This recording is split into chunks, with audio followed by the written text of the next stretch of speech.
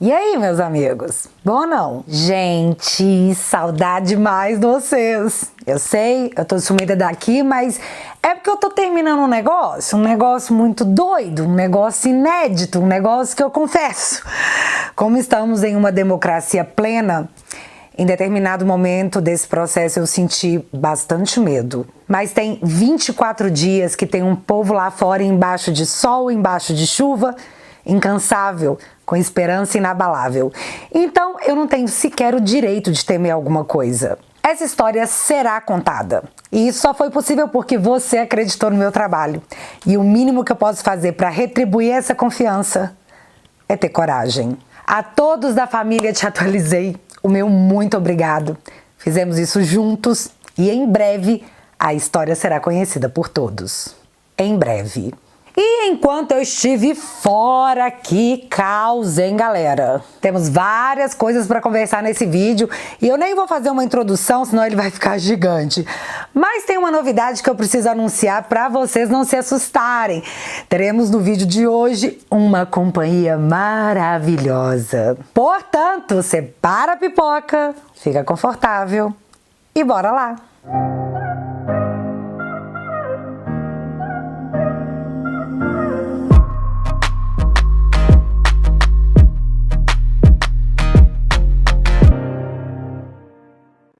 Antes de qualquer coisa, para quem ainda não sabe, graças a Deus o presidente Bolsonaro voltou a despachar do Planalto, já que, de novo, graças a Deus, a recuperação dele segue sendo boa, o que deu condições do homem voltar pro batente. Eu fiquei mega feliz e acho que essa notícia também deixa vocês felizes, então pelo menos uma notícia boa nessa semana, né? Bom, no vídeo de hoje teremos a presença da democracia!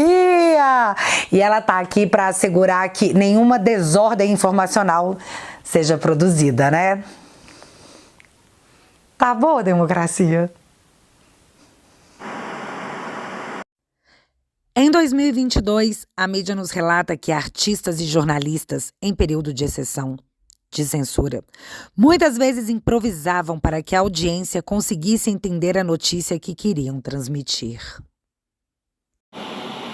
Para quem ainda não se familiarizou com esse termo, saiba que, segundo o STF, o termo se refere a quando você apresenta uma notícia verdadeira, mas apresenta de uma forma que talvez a pessoa do outro lado não entenda como deveria ser entendido. Afinal, estamos em uma dita democracia plena. É importante que alguém garanta que o entendimento dos fatos seja apenas um. Dito isso, vamos começar. Para relatar os fatos dessa quinta-feira, dia de Brasil, e eu preciso dizer que com certeza o Brasil teria um desempenho muito melhor se não fosse a atuação do juiz, que acha que a gente é um bando de palhaço e não podemos criticar sua atuação só porque ele tá com apito. O quê? De quem você tá falando? Obviamente, eu tô falando do juiz do jogo, da Copa. Você acha que eu sou louca de criticar o imperador em plena democracia? Nunca. Então, eu queria dizer pra todo mundo que eu tô mega animada com a Copa, mas aí eu estaria mentindo, porque não é só no Brasil o caos. O mundo tá de uma forma jamais antes vista. Cara, eu vivi pra ver o povo da China se juntar e dizer não. Parem agora. No Irã, o povo tava comemorando os gols que o Irã tava tomando. A Alemanha tá sem gás e sem energia, o povo vai enfrentar um inverno com apagões, mas a seleção arrumou um jeito de lacrar na Copa, pondo a mão na boca como se estivessem sendo censurados.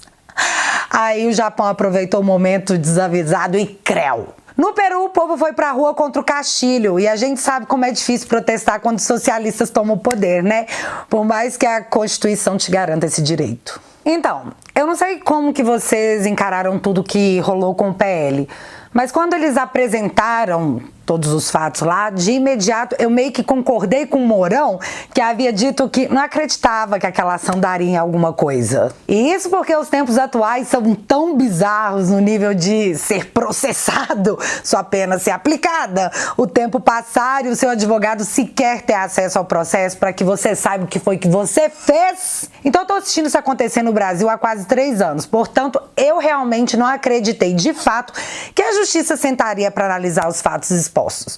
Mas eu entendi que esse era um caminho que precisava ser percorrido. Afinal, era sim importante o partido dizer o que encontrou em suas próprias investigações.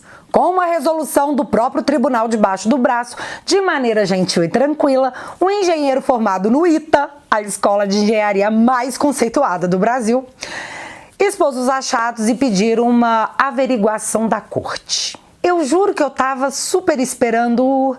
Não, obrigado. Mas daí rejeitar, aplicar uma multa debochada de 22 milhões, bloquear o fundo partidário e ainda mandar o presidente do PL, assim como o engenheiro que expôs o relatório e é presidente do Instituto Voto Legal, pro inquérito dos atos antidemocráticos. Aquele mesmo inquérito que mandaram o economista Marcos Sintra, aquele que muitos de nós estamos sem fazer a menor ideia do porquê estamos nele, no inquérito. Que... Assim, ficou meio complicado, né? Porque se você recorre à justiça, você é punido. Você recorre à justiça e aceita calado o que ela tem a te oferecer.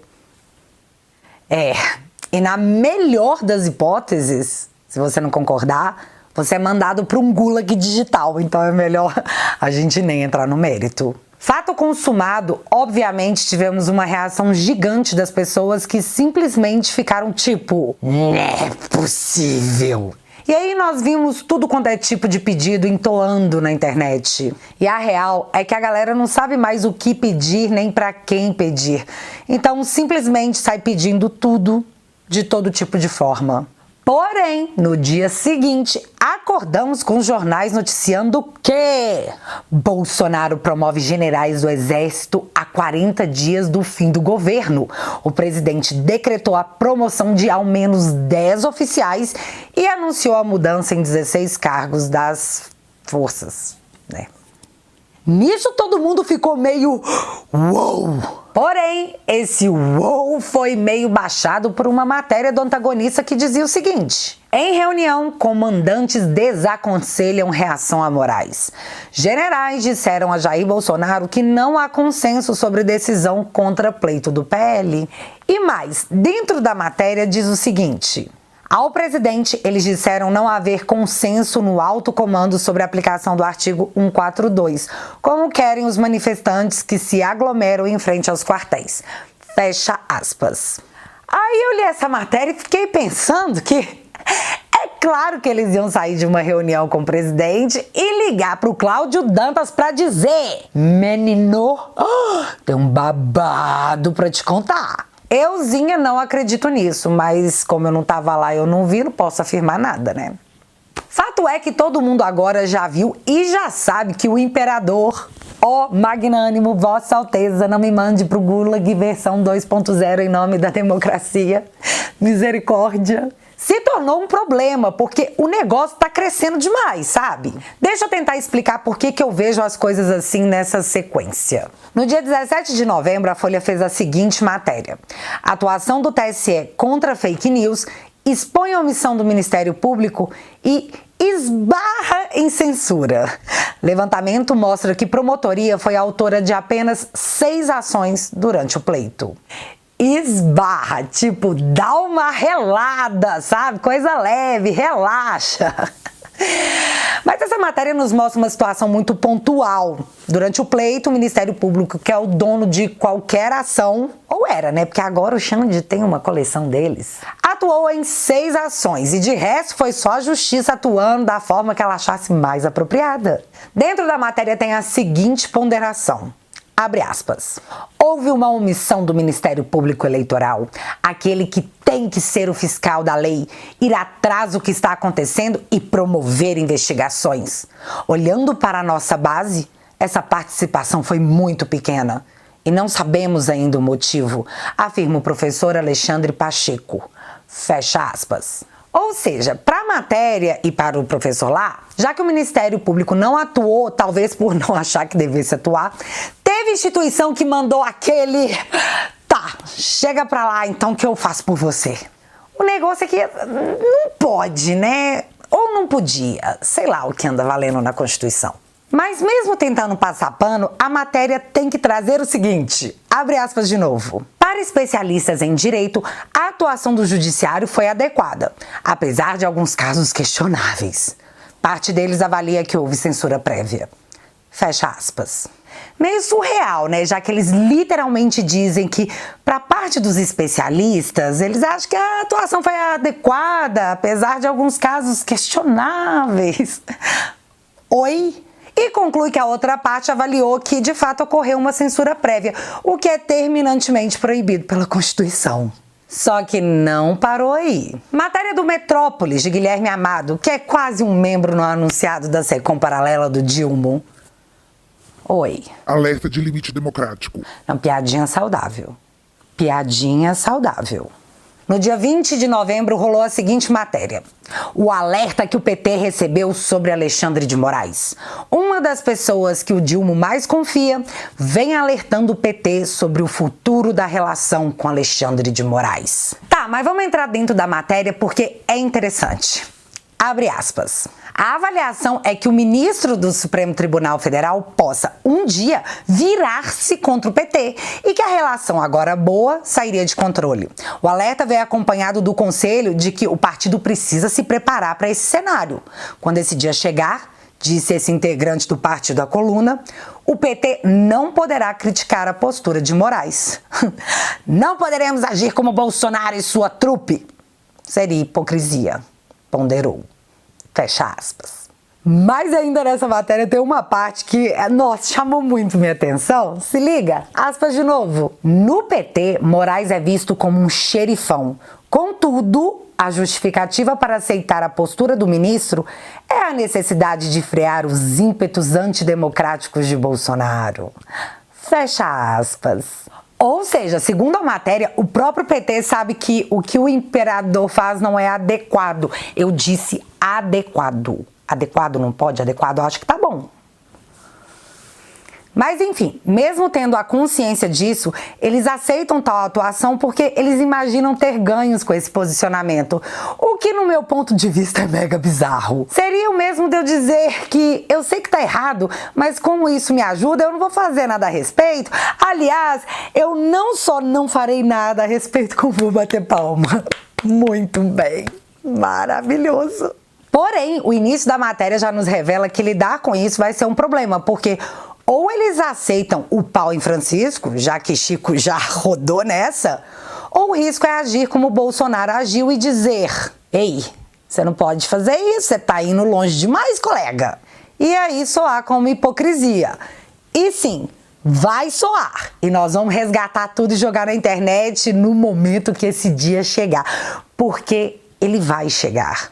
Mas não foi apenas o Metrópolis que acendeu o alerta. A Folha de São Paulo também fez uma matéria no mesmo dia 20 que dizia: a atuação de Alexandre de Moraes põe à prova a teoria da democracia militante. Tese foi proposta por Alemão em 1937. Para estudiosos, STF e TSE terão que rever as ações de 2020 em momento de normalidade. Eu achei interessante por 2 pontos. O primeiro é que essa democracia militante também é chamada de democracia combativa. Olha que legal! Mas mais legal que isso é que o professor dono dessa tese, o cara que criou essa tese, é seu Karl Lowenstein. Eu não faço a menor ideia se é assim que pronuncia o nome dele. Tá? E o seu Karl é um dos maiores especialistas do Estado Novo, a ditadura do Getúlio Vargas. Vocês lembram? Pois bem, seu Karl saiu em defesa, sabe de quem? Sim, do seu Getúlio, porque ele disse que ele nunca foi um fascista, apenas um autoritário. Tadinho, não é tão pouca coisa, foi só uma ditadurazinha do bem. Aliás, ano passado o próprio Dilma disse que o Brasil deveria ser como sonhos de Getúlio Vargas e não pesadelo de Bolsonaro. Para quem não se lembra, Getúlio Vargas fechou o Congresso Nacional, aboliu os partidos políticos, refez a Constituição, censurou os meios de comunicação e disse que a democracia era muito perigosa. E eu parei aqui, eu não vou nem falar das torturas. Parei.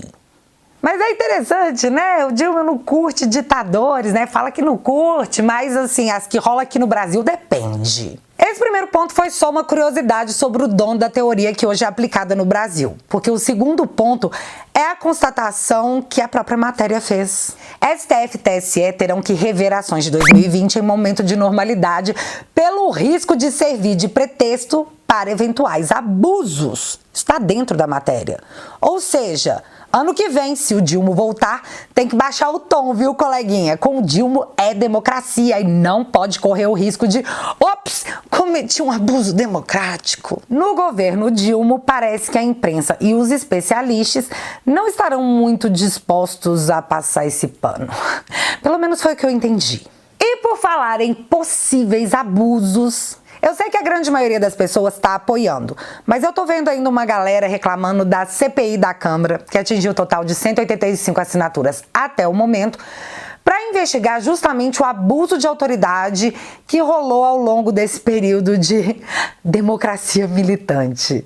Então deixa eu conversar com você sobre isso. Eu entendo profundamente quem tá fulo da cara se perguntando por que os deputados e senadores, porque sim, também tivemos movimentação no Senado, eu já vou te contar, não tiveram essa reação antes, só agora. Eu poderia chutar dizendo que ninguém ainda tinha entendido a real gravidade da situação até que ela escalasse de formas impensáveis, como o bloqueio das contas dos empresários baseados em prints de WhatsApp, as derrubadas generalizadas de perfis de parlamentares, a inclusão do seu Marco Sintra no inquérito que tem vida própria, porque ele fez uns questionamentos antidemocráticos na internet, o bloqueio de um banco que tem veículos financiados em seu nome. Assim, dá pra mencionar várias coisas que vocês já sabem. Conveniência política?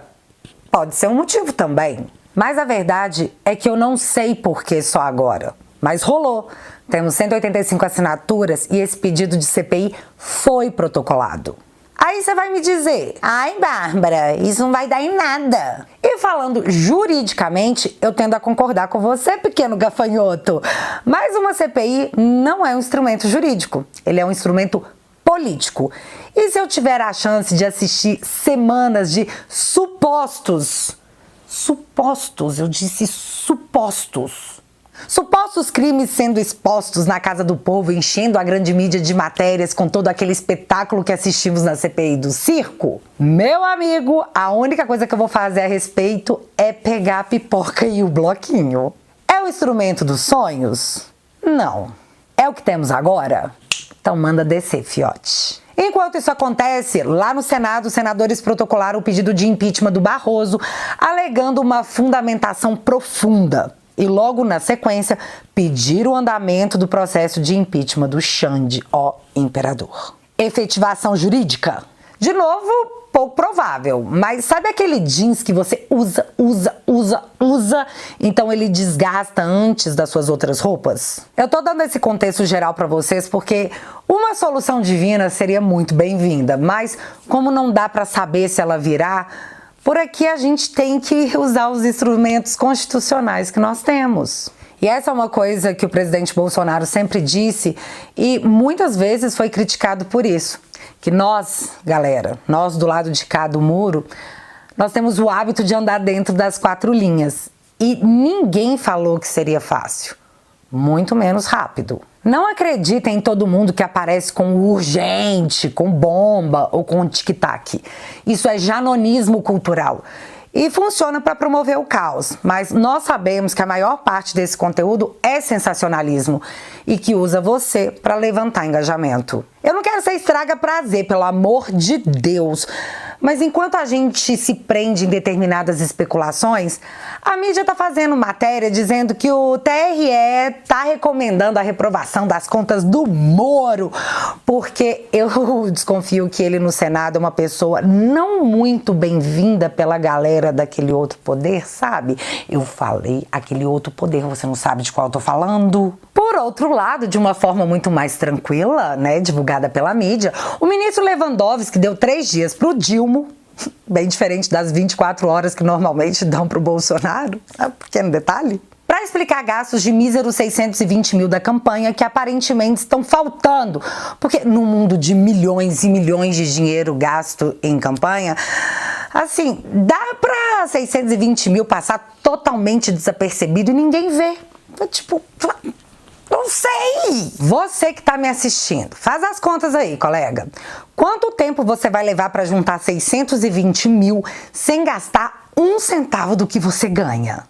Mas enfim, de acordo com a Lei 9.504 de 1997, somente quando comprovados captação ou gasto ilícito na campanha, esgotados todos os meios de defesa, é negado o diploma ao candidato em caso de vitória. Ah, e isso se trata de uma análise inicial do TSE, tá? Mas a gente vai ficar de olho. Assim, no meio da democracia que vivemos, o advogado do Dilma, que o livrou das acusações de corrupção e fez Gilmar Mendes chorar, porque assim, o cara é bichão mesmo, né? Insensibilizar aquele coração peludo. Assume a relatoria do combate à corrupção na transição do governo. Eu não sei se vocês lembram, mas ele jantou com Barroso em Nova York na semana do famigerado Perdeu Mané. Mas como Barroso é um cara iluminado, provavelmente seu Zanin tava lá absorvendo a iluminação dele. Pô, é uma piada. Então, tem novidade também do seu Frota Flopa, que foi escalado para a transição na cultura. E vale lembrar que na famigerada CPMI das fake news, o deputado Felipe Barros disse na cara do Frota Flopa que ele tinha virado oposição ao governo porque ele queria carguinhos na cultura e o Bolsonaro disse: não, não. Pois é, só que nessa madrugada, alegando estar sofrendo perseguição, bullying e preconceito, seu Frota declinou do convite. Isso, democracia, isso me deixou chocada, né? Porque galera de lá fala que é por amor, tolerância e inclusão, né? Chutaram o cara com essas coisas todas que eles falam que não faz. Complicado, né? Sinceramente, eu fiquei muito triste por ele. Sinceramente, eu fiquei muito triste por ele. Sinceramente, eu fiquei muito triste por ele. Não vai dar, velho. E enquanto a PEC do rombo é discutida não por economistas da equipe de transição, não pelo ministro da Economia, que ninguém sabe quem é, e sim por políticos, e o senador petista, que provavelmente vai assumir a Petrobras, tá dizendo pros quatro ventos que o preço da Petrobras é do governo? A nossa maior estatal perde em 15 dias 120 bilhões de valor de mercado. Só pra você ter noção, esse valor daria pra pagar todo o aumento do Bolsa Família. E esse negócio tá rolando sem que os caras tenham assumido. É muita eficiência, né? E eu poderia ficar horas e horas falando sobre toda a tragédia anunciada que esses caras estão promovendo e que a mídia finge que é só um deslize, sabe? Uma derrapada, uma escorregada. Mas eu acho que eu vou deixar pra fazer um vídeo especial detalhando toda essa lambança. Então eu vou parar por aqui com essa matéria. Democracia. Vem cá, democracia. Vem cá, você tem que ver isso, senhor. Você vai adorar. Vem cá, democracia. Parece que o Dilma vai reconhecer o Maduro como presidente da Venezuela. E se isso realmente acontecer, democracia, o que você vai fazer, hein, a respeito? Vai falar nada, né? Imaginei. E para encerrar esse vídeo, eu deixo com vocês a fala do vice-presidente eleito, agora senador, seu Mourão, que ao ser questionado sobre os atos golpistas no Brasil, disse o seguinte: apoio às manifestações golpistas que estão acontecendo no Brasil nesse momento. Em primeiro lugar, as manifestações não são golpistas. Isso é uma coisa que vocês da imprensa estão colocando. Toma! Isso é a manifestação de gente no Brasil, é uma questão interna nossa, que não se conformou com o processo, que considera que o processo é viciado. Essas pessoas não estão na rua de forma desordeira, não é? Mas o que foi democracia? Não pode? É o vice-presidente, é o vice-presidente do Brasil, não pode? Não pode desligar agora. Não pode. Não pode. Mas vocês entenderam, né? Pois é, na democracia aparentemente é assim, meias palavras e dedo cruzado para um bom entendimento. Galera, é Black Friday e como vocês sabem, a democracia desmonetizou o meu canal há mais de um ano e assim segue, sem nenhuma explicação. E como a semana é de desconto, o plano anual vai vir com 4 meses, sabe, off, até domingo. Para quem já é parte da família e ainda não assistiu, entra lá no www.teatualizei.app, porque já está no ar o primeiro episódio da Revolução Vermelha, onde falamos da Rússia, com o humor de sempre, mas de um jeito que eu garanto que você vai entender. Esse é o primeiro episódio da série, então corre lá e descubra que, infelizmente, muito do que eles promoveram lá chegou até aqui. E ficou. Ah, e em breve, e é sério, muito em breve mesmo, sai a nova produção do canal, dessa vez mais profissional, sobre um assunto jamais abordado na internet, mas de extrema importância e necessidade. E eu juro que eu realmente espero não ser presa por isso. Para quem quiser e puder, o link vai estar fixado aqui no primeiro comentário.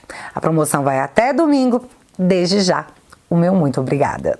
E agora eu quero saber de vocês. Vocês acham que o general ia sair de reunião com o presidente Bolsonaro e ligar pro seu Dantas pra fazer fofoca? Me conta aqui nos comentários que eu quero saber. Se você ainda não é inscrito aqui no meu canal, meu amigo, se inscreve e deixa seu like, porque você já sabe. Acontecendo alguma coisa de relevante ou irrelevante, a gente volta. Beijos, galera. Fui!